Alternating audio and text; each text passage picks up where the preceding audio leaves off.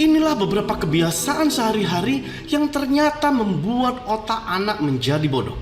Selama ini mungkin kita tidak sadar, ternyata ada beberapa kebiasaan yang biasa dilakukan oleh kita atau anak-anak kita ternyata bisa mengakibatkan kerusakan sel otak sehingga akan membuat orang tersebut kekurangan daya nalarnya, kekurangan daya ingat, atau dengan kata lain bodoh.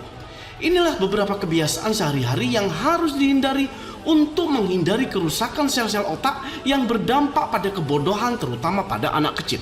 Yang pertama itu adalah mengkonsumsi terlalu banyak gula.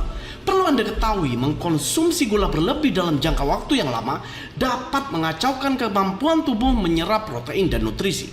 Hal ini dikarenakan kristal gula bisa menyebabkan timbulnya plak-plak pada pembuluh darah yang mengakibatkan suplai nutrisi, suplai oksigen, dan suplai gizi ke otak menjadi terganggu. Karena kurangnya suplai nutrisi dan oksigen inilah yang menyebabkan sel-sel saraf yang ada di otak akan mengalami kerusakan. Inilah yang akan menurunkan daya ingat, daya nalar, dengan kata lain bisa menyebabkan kebodohan. Yang kedua itu adalah sering mendengarkan musik dengan suara keras. Sebuah riset dari University of Texas di Dallas menjelaskan bahwa mendengarkan musik dengan suara keras dapat merusak otak dan telinga.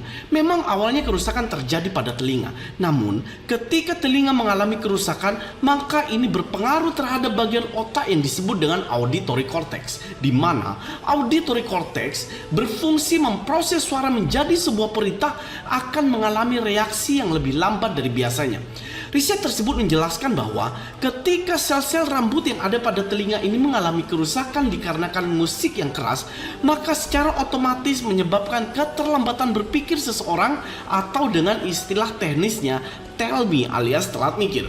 Yang ketiga itu adalah tidur dengan kepala di bawah atau tengkurap.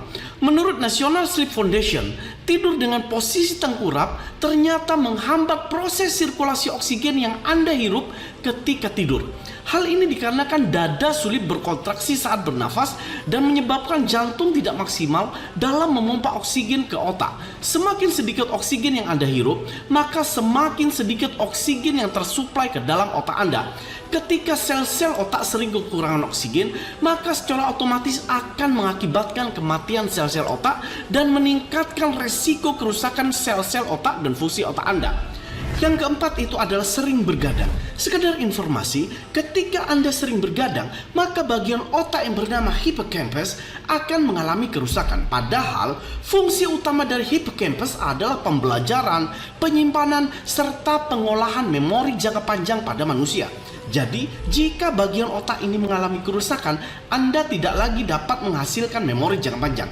Anda mungkin bisa mengingat kembali hal-hal yang terjadi beberapa waktu yang lalu, akan tetapi tidak dapat mengingat hal-hal yang baru terjadi sebelum hippocampus rusak.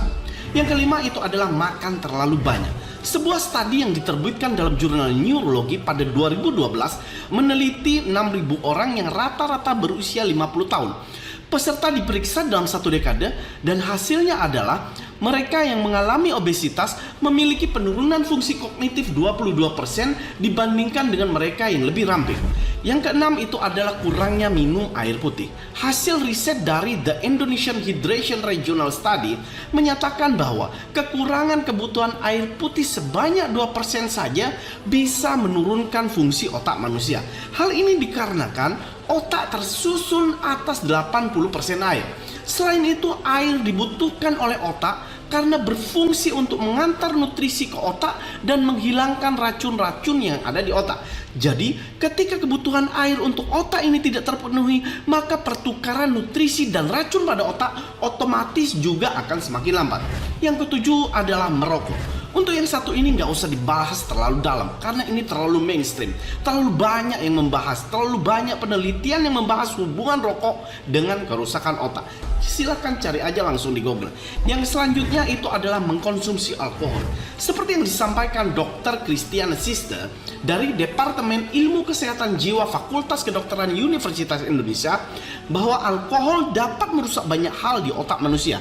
Salah satu area otak yang dapat rusak oleh alkohol adalah dorsolateral prefrontal cortex dan rostral prefrontal cortex yang terletak di bagian depan dan memiliki fungsi eksekutif, kontrol perilaku, dan pengambilan keputusan yang tepat. Selain itu, bagian otak lain yang dapat terpengaruh alkohol adalah inferior frontal gyrus dan orbitofrontal cortex. Kedua bagian ini berfungsi memproses emosi dan pengambilan keputusan, serta masih banyak bagian lain yang dapat terpengaruh termasuk fungsi memori otak. Yang selanjutnya itu adalah jarang olahraga.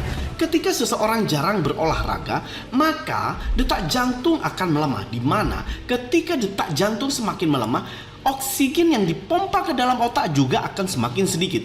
Inilah yang menyebabkan kematian sel-sel otak. Hal ini dikarenakan sedikitnya oksigen yang tersuplai ke dalam otak.